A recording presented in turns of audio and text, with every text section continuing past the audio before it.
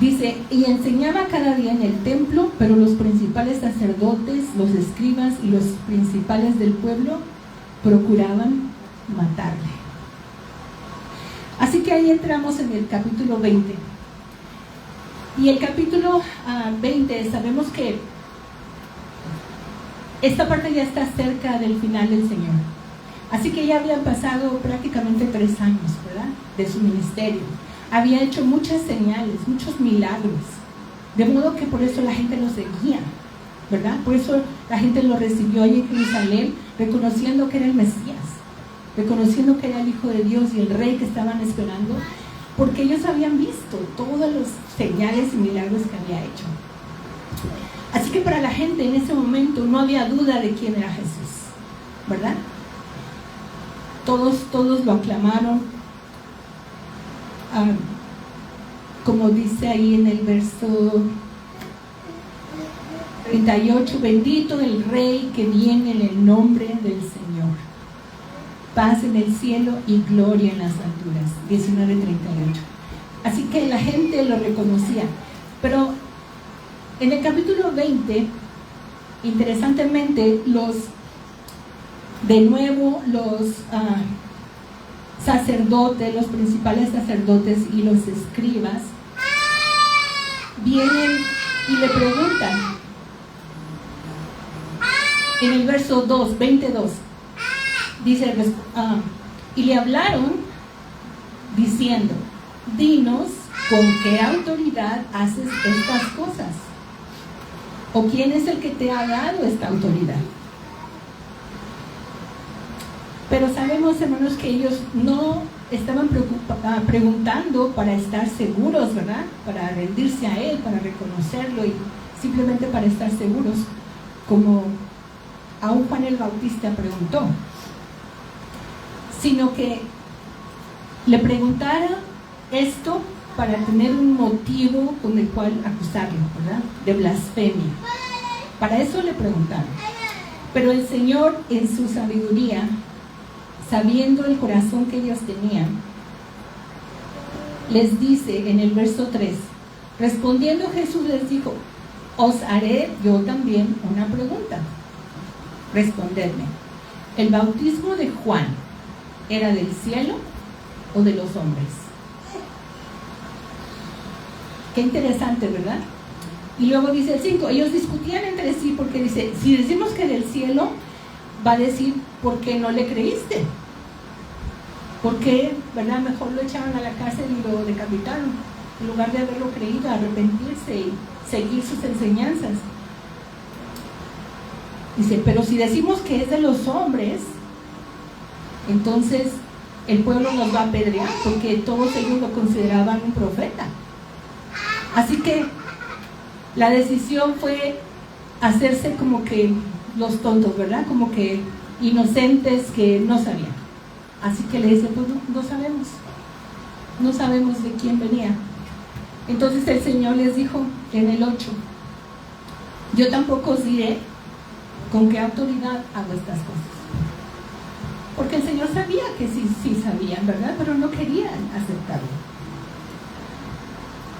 Así que en los siguientes pasajes, del 9 en adelante, el Señor les cuenta una parábola, la parábola de los labradores malvados. Y en esta parábola, si recuerdan esto, si lo vemos rápidamente, dice, un hombre plantó una viña, ¿verdad? Y la arregló y todo, y luego se la arrendó a unos labradores y se fue. Así que después envió a un siervo suyo para que recogiera los frutos, para que le dieran el pago del arrendamiento de la viña. Pero los labradores lo golpearon y lo enviaron con las manos vacías. Y envió otro siervo y pasa lo mismo. Y envió un tercer siervo y pasó lo mismo. Entonces el señor de la viña dice, ¿qué haré? En el 13, enviaré a mi hijo amado, quizá cuando le vean a él le tendrán respeto, porque es el hijo del dueño, ¿verdad? Pero en el 14 dice, mas los labradores al verle discutían entre sí diciendo, este es el heredero, así que vamos a matarlo y así ya nos quedamos con la viña. Qué fácil, ¿no? Qué buena solución. Así que dice, y le echaron fuera de la viña y le mataron. ¿Qué pues les hará el Señor de la viña?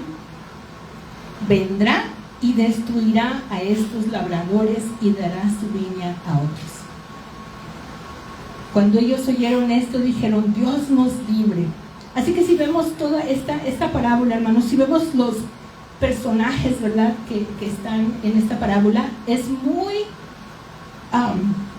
muy directa, aunque el Señor lo usó como indirectamente, les contestó la pregunta que le hicieron: ¿con qué autoridad haces? ¿O quién te dio esa autoridad? Porque mire, el Señor de la viña, el dueño de la viña es Dios, ¿verdad? Y la viña es Israel, o el pacto que Dios tenía con Israel, que ellos tenían que cuidar. Los labradores son los líderes religiosos, ¿verdad?, los que eran responsables de mantener ese pacto, de hacer que el pueblo siguiera, ¿verdad?, fiel al pacto de Dios. Ellos eran los labradores. Los siervos que Dios envió eran profetas, ¿verdad?, los profetas y sacerdotes que Dios había enviado para corregir al pueblo, para mostrarles sus pecados. Amén. Y el Hijo, obviamente, era el Mesías, ¿verdad?, Jesús. Y los otros somos nosotros, los gentiles, que como el pueblo de Israel, ¿verdad?, lo rechazó, entonces el Evangelio vino a nosotros, ¿verdad?, el pacto, el nuevo pacto de Dios. Así que con esta parábola, Jesús no solamente está contestando que Él es el hijo del dueño, ¿verdad?, Él es el hijo del dueño, sino que también les hace entender que Él conoce las intenciones que tienen de matarlo, ¿verdad? Porque así termina esa parábola, donde los labradores malvados lo matan al hijo. Así que él ya sabía, ¿verdad?, que esto iba a suceder. Y sin dejar, ¿verdad?, ya más que continuar el argumento de ellos, continúa el Señor Jesús en el verso 17, que es el que leímos. Dice, pero Él, mirándolos, dijo, ¿qué pues es lo que está escrito? La piedra que desecharon los edificadores ha venido a ser cabeza del ángulo. Todo el que cayere sobre esta piedra, sobre aquella piedra será quebrantado, mas sobre quien ella cayere le desmenuzará. En este pasaje el Señor está haciendo referencia al Salmo 118, que si no pierdan ahí en Lucas, si quieren ir ahí al Salmo 118, Salmo 118,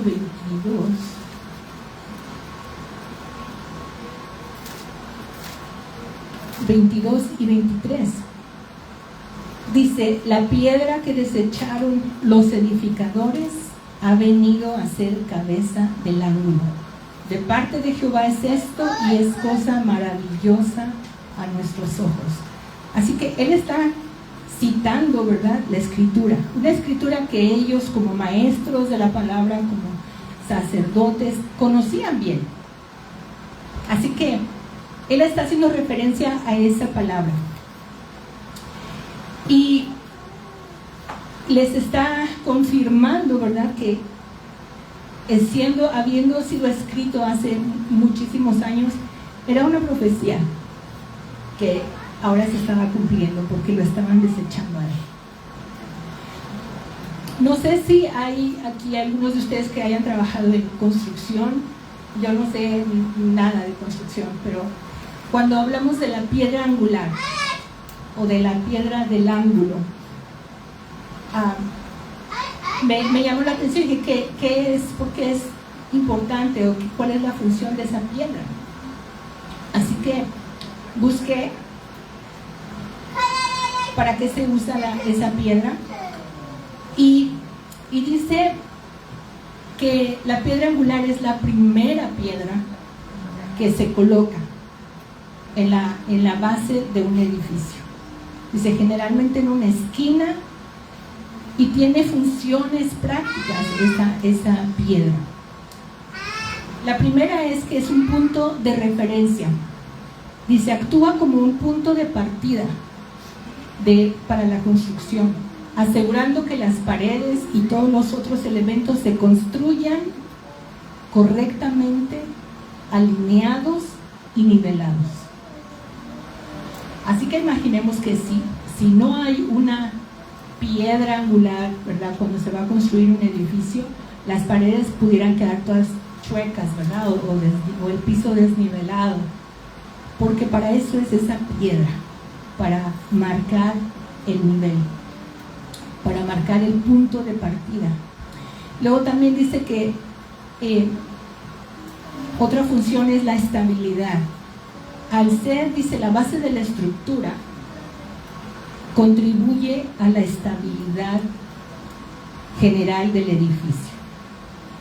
Así que vayan pensando en que Jesús, ¿verdad?, es esa piedra y cómo está haciendo el efecto que hace en nosotros también. La otra parte dice que hace una distribución de la carga. Dice, en algunos casos, especialmente en arcos y bóvedas o cámaras, la piedra angular ayuda a distribuir el peso de la estructura de manera uniforme. Así es que trae equilibrio, ¿verdad?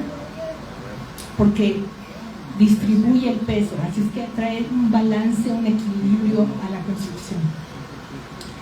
Pero también dice, tiene significados como un símbolo, Dice que la piedra angular como base y comienzo representa el inicio de algo, el inicio de un proyecto, el inicio de una construcción, ya sea un edificio, una organización o una idea. La piedra angular es la base de esa idea.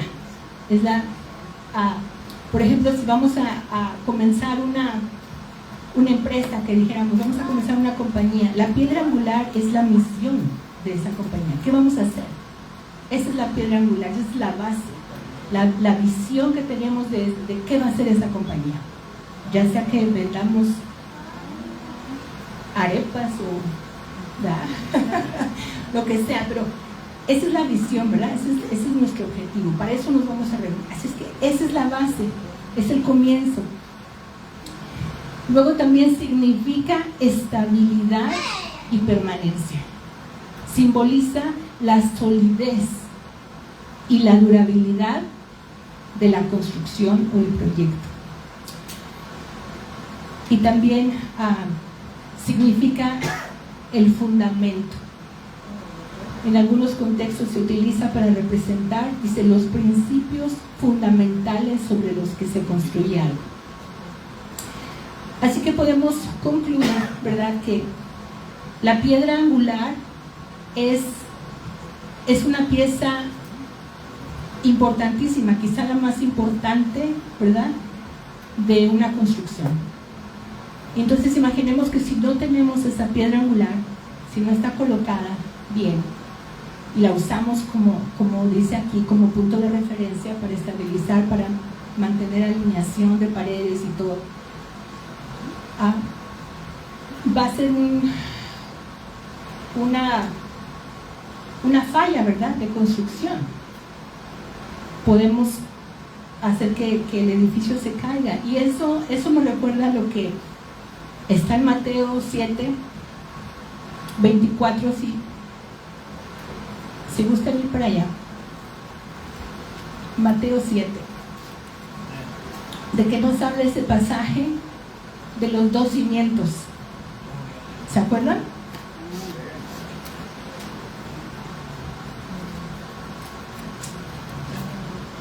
Fíjense cómo dice Mateo 7, 24. Cualquiera pues, ese pues es una condición que nos dice que está hablando o está haciendo referencia a lo que acaba de decir, ¿verdad? Porque él acaba de explicar algo y luego dice, entonces, cualquiera pues que me oye estas palabras. ¿Y qué es lo que acaba de decir, hermanos? Regrésense un poquito al 21.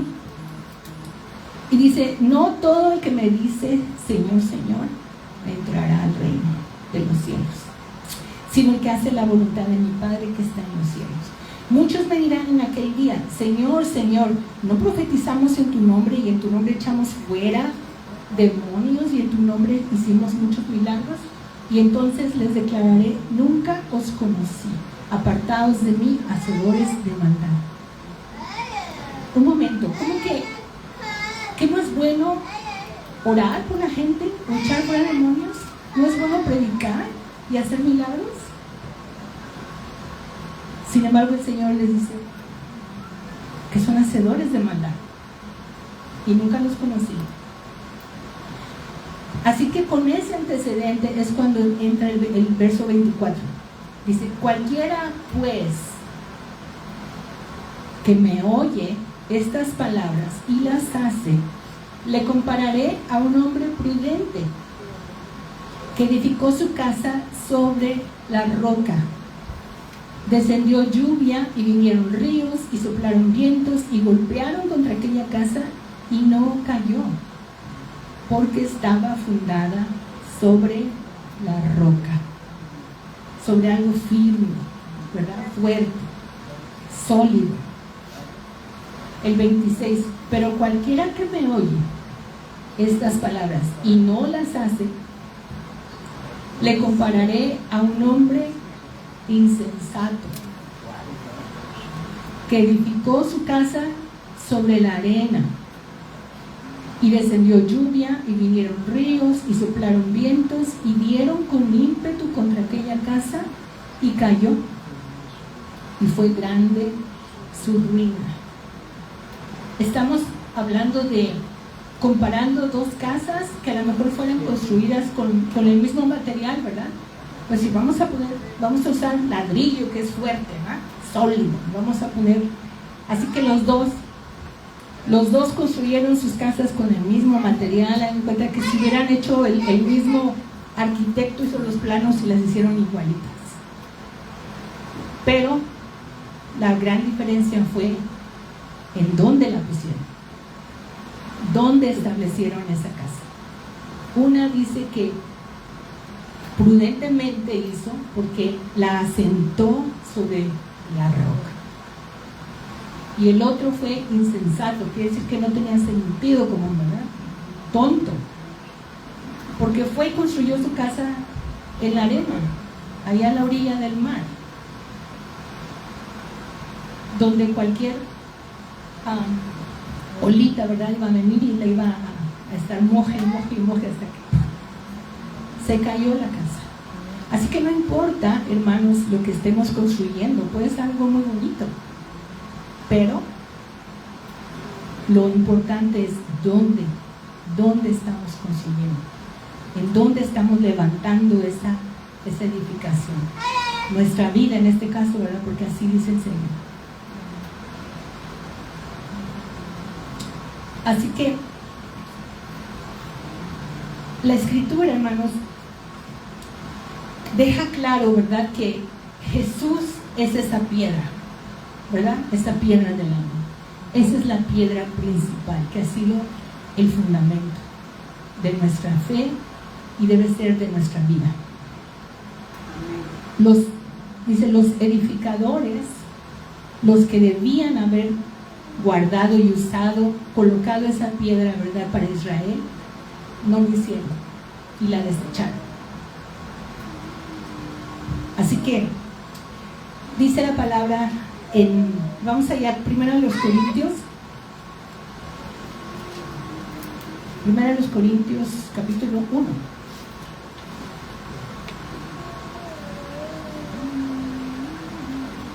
Uno 23.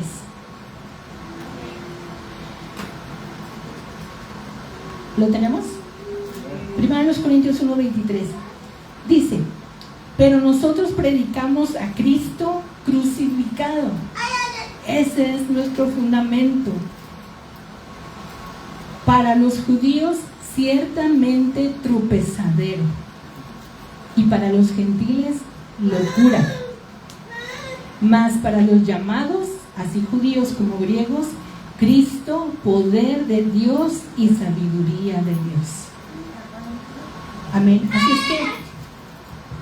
que esta piedra dice que ha sido colocada para tropezadera de muchos. ¿Por qué, hermanos? ¿Por qué la gente tropieza ahí con esta piedra que debería de ser la piedra fundamental de la vida nuestra? Sabemos que si hablamos de Dios, mucha gente nos va a escuchar, porque todos, ¿verdad?, tienen una idea de Dios y tienen a lo mejor su Dios, como quiera que le llamen o la forma que tengan. Así que podemos compartir con alguien y hablar de Dios, ¿verdad? Y vamos a, sí, porque a lo mejor lo mismo que yo pienso de Dios, a lo mejor es lo que ellos piensan de su Dios. Pero cuando hablamos de Jesucristo, cuando hablamos de que Jesús es nuestro Dios, la cosa cambia. La gente ya no quiere, la gente se revela, ¿verdad? No le gusta que les hablemos de Jesús. Hábleme de Dios, pero no de Jesús, ni de la Biblia, ni nada de eso, ¿verdad?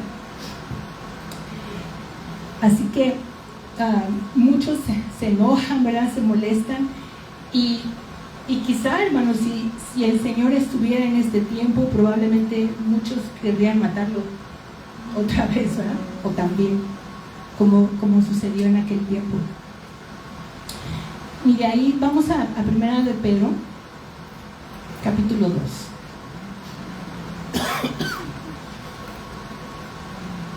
Primera de Pedro, después de Hebreos y Santiago, está Primera de Pedro, capítulo 2.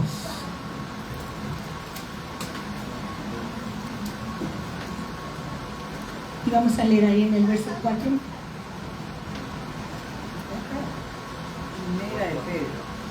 Primera de Pedro, capítulo 2. Verso 4. Dice, ¿lo tenemos? Primera de Pedro 2. Dice, acercándonos a Él. ¿A quién? Al Señor Jesús, ¿verdad? No a Pedro. ¿No? A Jesús. Okay. Acercándonos a Él, piedra viva, desechada ciertamente por los hombres, mas para Dios escogida y preciosa. Vosotros también, como piedras vivas, sed edificados como casa espiritual y sacerdocio santo, para ofrecer sacrificios espirituales, aceptables a Dios por medio de Jesucristo. Por lo cual también contiene la Escritura: he aquí, pongo en Sión la principal piedra del ángulo, escogida y preciosa, y el que creyere en él no será avergonzado. Para vosotros, pues, los que creéis, Él es precioso. Pero para los que no creen, la piedra que los edificadores desecharon ha venido a ser la cabeza del ángulo, y piedra de tropiezo y roca que hace caer. Porque tropiezan en la palabra, siendo desobedientes, a lo cual fueron también destinados.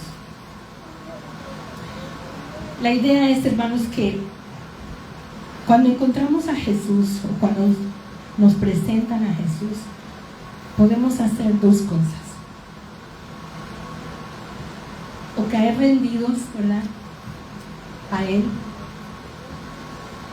quebrantarnos delante de Él, reconocer quiénes somos, reconocer nuestras faltas, reconocer que somos pecadores y que nada hay bueno en nosotros. Lo que leímos ahí en Lucas 20. Fíjense cómo dice, hermano, Lucas 20, 18.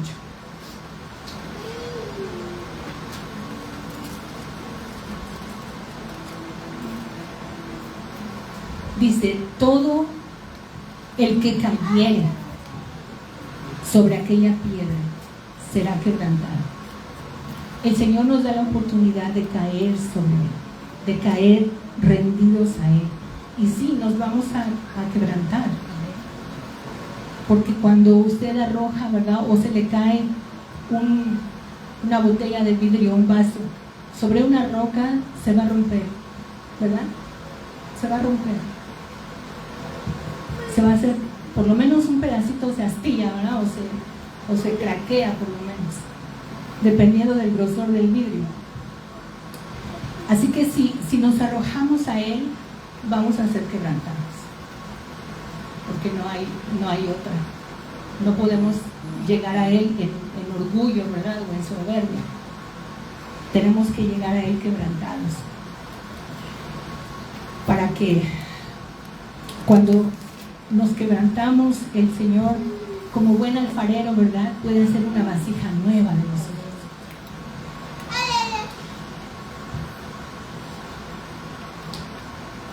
Pero también aquel que encuentre esa preciosa piedra, en lugar de reconocerle como el Señor de su vida, puede negarlo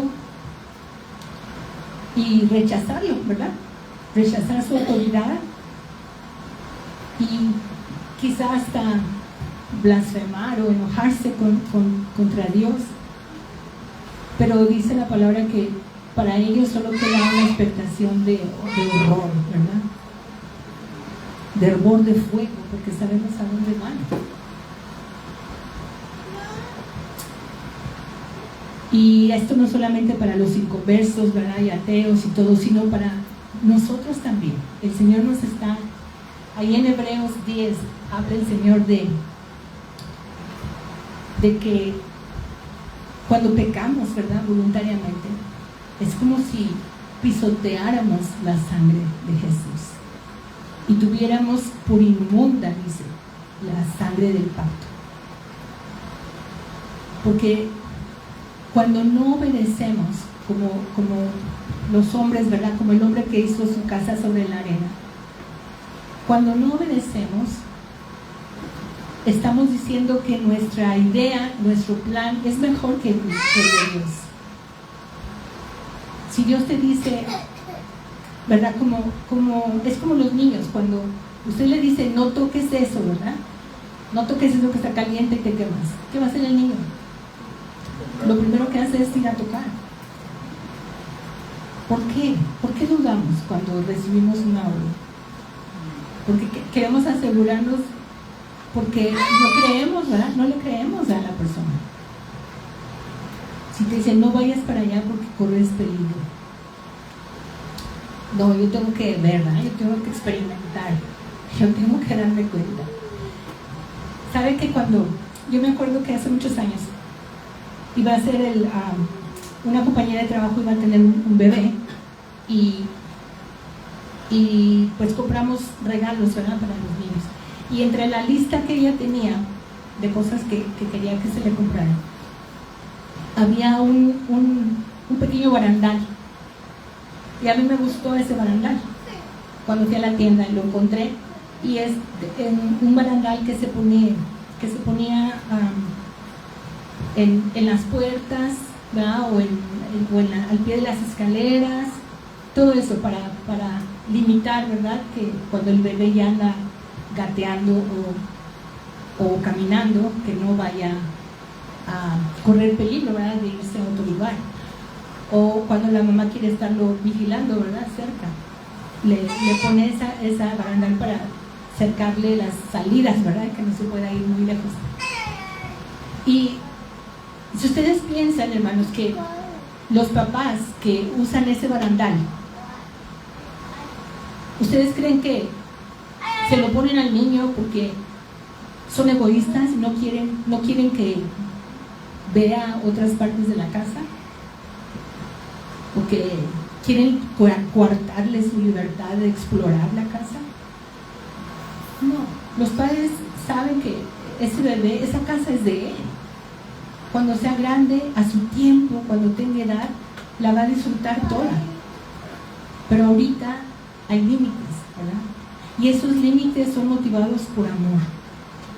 Los padres aman a sus hijos, por eso les ponen esos barandales, para que no se caigan, para que no les pase algo.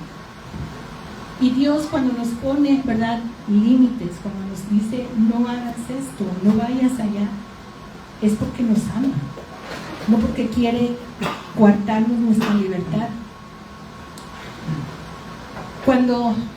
Si ustedes saben,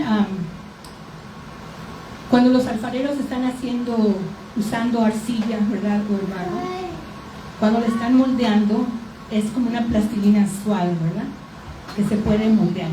Y mientras la está moldeando, si no le gusta, pues la puede aplastar, ¿verdad?, y otra vez más. Así que mientras está moldeable, el alfarero puede hacerla como él quiera. Pero una vez que termina una pieza y la pone a secar, cuando la arcilla se seca, ya no es tan fácil moldearla. Esa arcilla no sirve para simplemente ponerla. Lo que tiene que hacer el alfarero es quebrar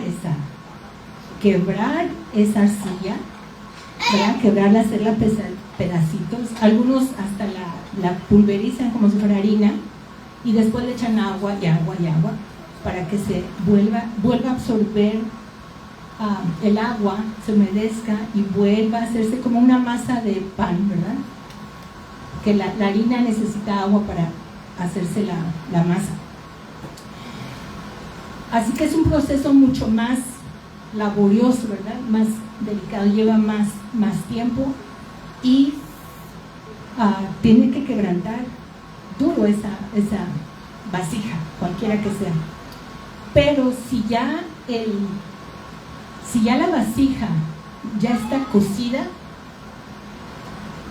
si ya se metió al fuego y está cocida, ese barro ya no sirve.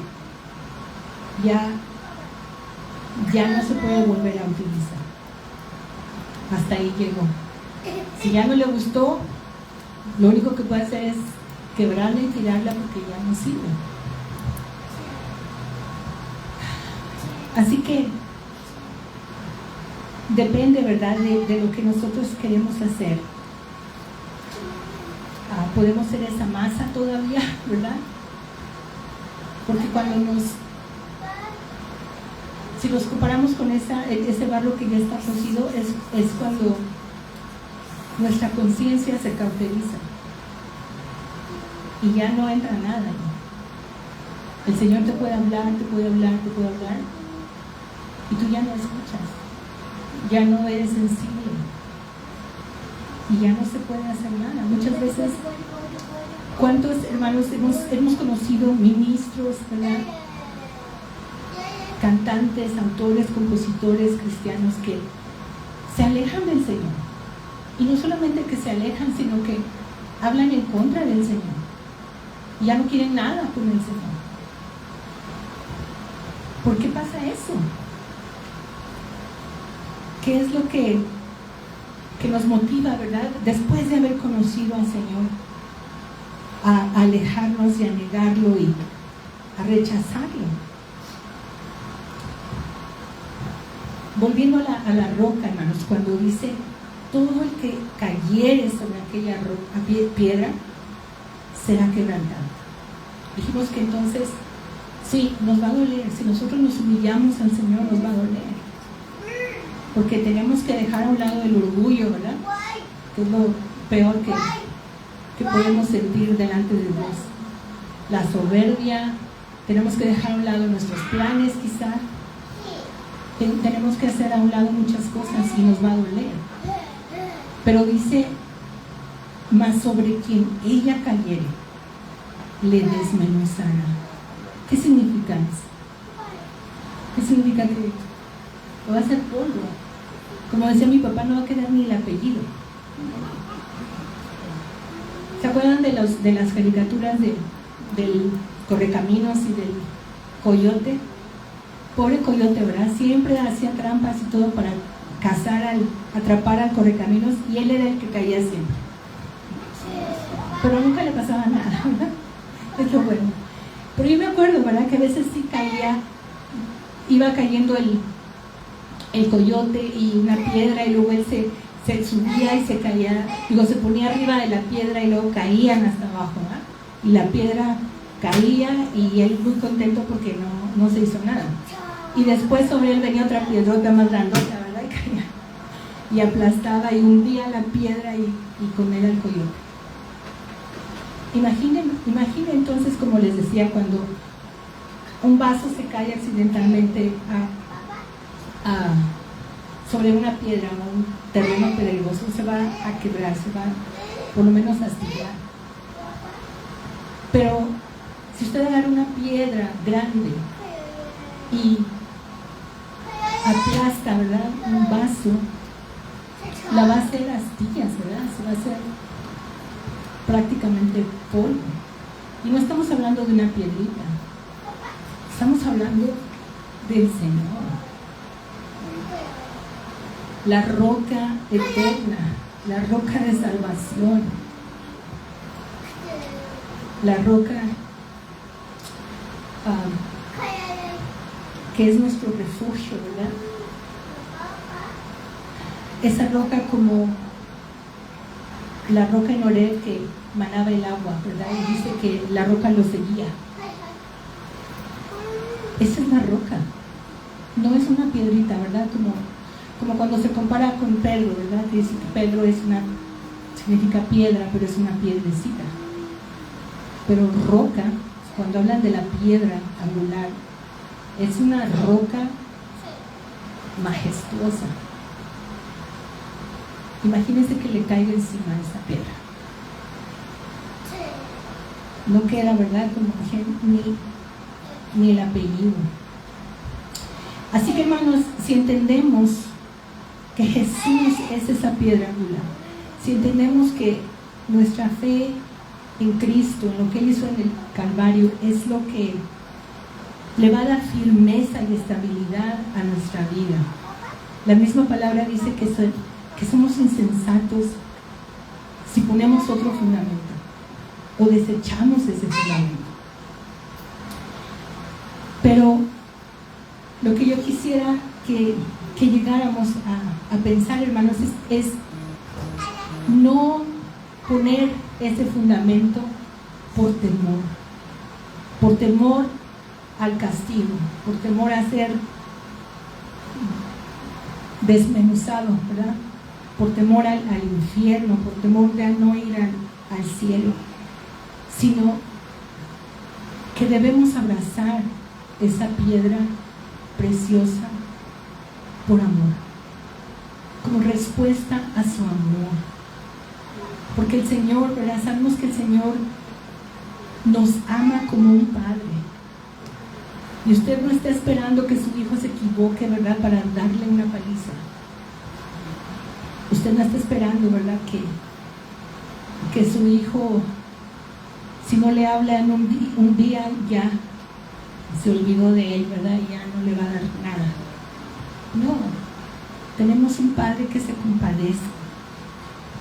Porque, ¿recuerdan que dice? Porque de tal manera amó Dios al mundo. De tal manera.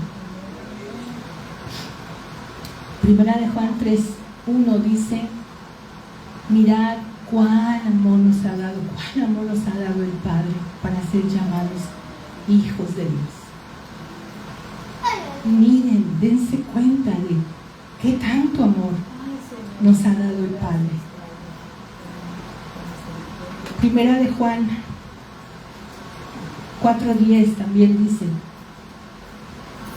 en esto consiste el amor, no en que nosotros hayamos amado a Dios, sino en que Él nos amó primero a nosotros y envió a su Hijo en propiciación por nuestros pecados. Y el verso 16, y nosotros hemos conocido y creído el amor que Dios tiene para con nosotros. Dios es amor, y el que permanece en amor, permanece en Dios y Dios en él. Dice que Él nos amó primero, aún siendo pecadores, aún siendo sus enemigos, ¿verdad? Él nos amó. Por eso nos da oportunidad tras oportunidad, tras oportunidad, tras oportunidad. El Señor no se cansa, hermanos, porque dice que su palabra que Él quiere que todos vengan al arrepentimiento, que todos sean salvos y vengan, procedan, ¿verdad?, al arrepentimiento. Ciertamente, dice, es tropezadero para muchos, pero para los que creen en su nombre, para los que lo aman, es una piedra preciosa, preciosa. Hay una parte en la escritura, ¿verdad?, nos dice que cuando un hombre va y halla, ¿verdad?, una piedra preciosa, una piedra de gran precio, vende todo lo que tiene, vende todo lo que tiene para ir a comprarla, porque la valora, ¿verdad? Valora esa piedra, esa perla para él. Dice, si un hombre encuentra, ¿verdad?, un tesoro en un terreno, va y lo entierra otra vez ahí y va y vende todas sus pertenencias para comprar ese terreno, porque sabe el valor que tiene ese tesoro ahí. Y nosotros tenemos un tesoro en nosotros, pero dice la Biblia que el tesoro está en vasos de barro. Nosotros somos vasos de barro. ¿Para qué? Dice, para que la grandeza de su poder no nos vanagloriemos nosotros. Porque lo que vale, hermano, en nosotros es el Señor que está. Es lo que nos da valor. Que hemos sido hechos a imagen y semejanza del Dios Todopoderoso. No hay nada en nosotros que valga. Nada. Pero el Señor nos amó de una manera. Vamos a Efesios y con eso termino. Efesios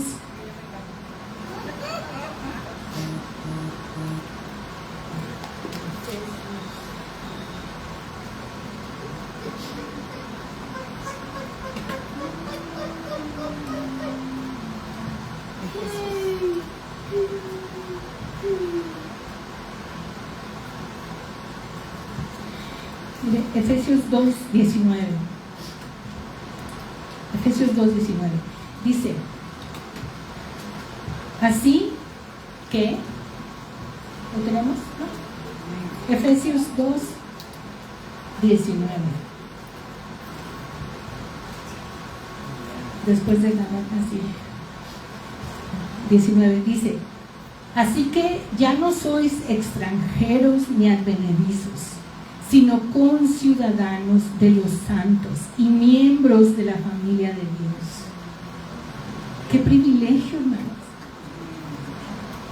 Que el Señor nos hace miembros de su familia, edificados sobre el fundamento de los apóstoles y profetas, siendo la principal piedra del ángulo Jesucristo mismo, en quien todo el edificio bien coordinado va creciendo para ser un templo santo en el Señor, en quien vosotros también sois juntamente edificados para morada de Dios en el Espíritu.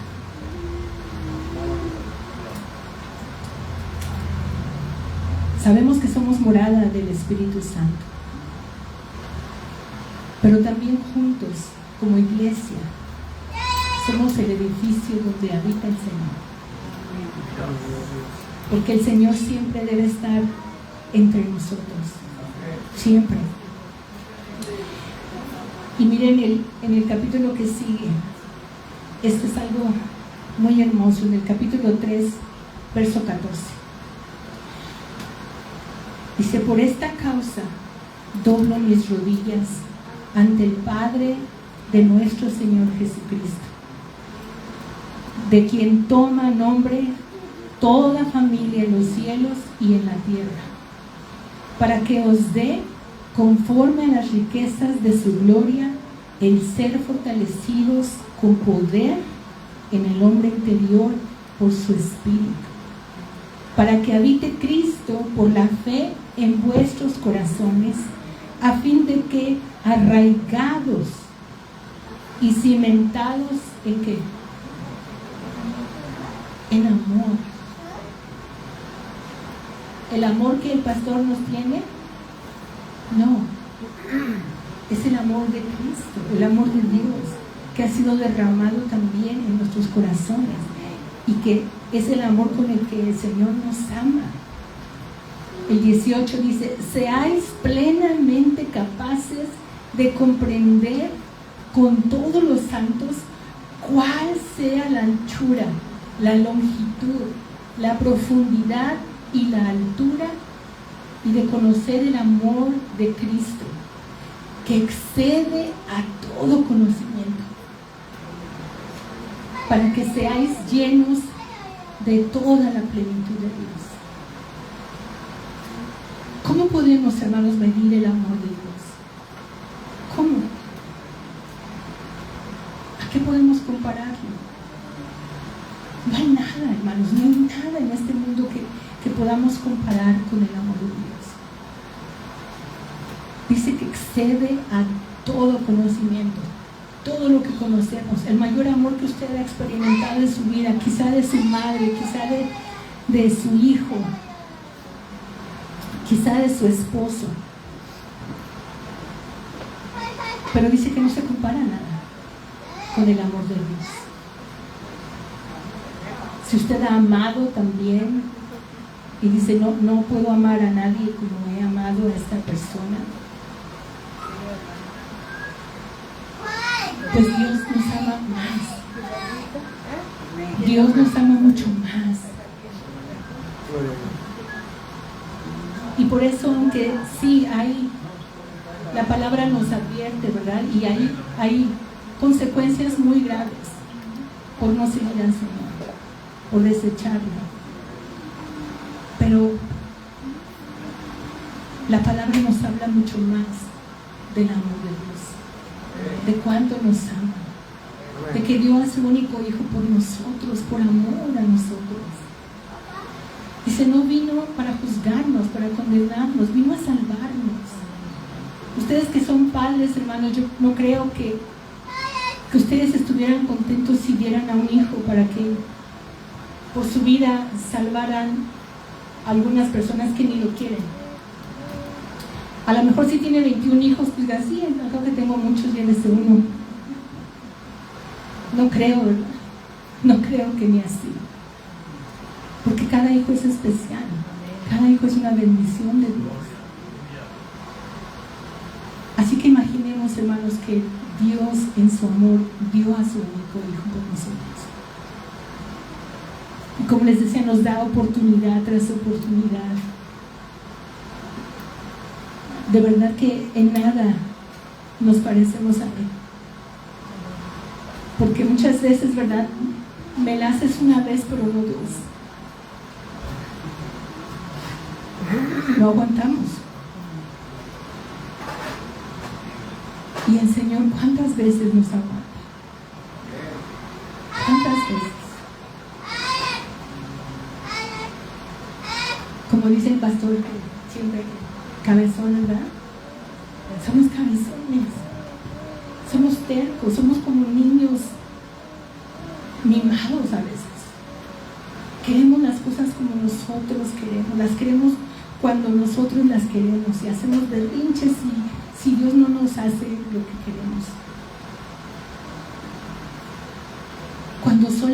Cuando tenemos a Jesús en nuestra vida como fundamento y construimos nuestra vida alrededor de Él, nuestra vida va a estar en orden, nuestra vida va a tener un balance, un equilibrio. Yo no sé ustedes, hermanos, pero en general yo pienso que la mayoría de la gente que viene al Señor Señor, viene con cargas, viene con una vida destruida, con una vida hecha un lío, caos, desorden. Y el Señor poco a poco va haciendo, ¿verdad?, que las cosas se alineen, que las cosas se acomoden, que vayamos aprendiendo a ser hijos, que vayamos aprendiendo a ser esposas, a ser maridos, a ser padres, a ser buenos ciudadanos, solamente en el Señor. Por eso dice que somos insensatos, no tenemos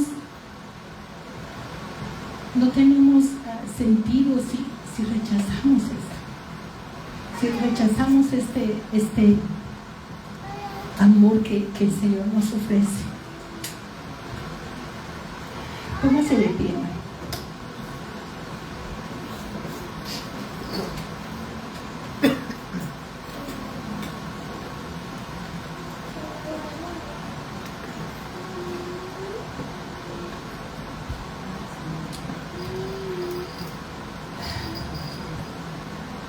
'Bendito Dios.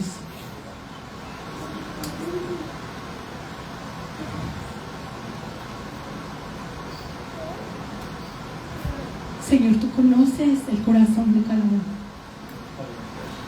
Tú conoces, Señor, cuánto te hemos fallado, lo que hemos, Señor, hecho mal delante de tus ojos.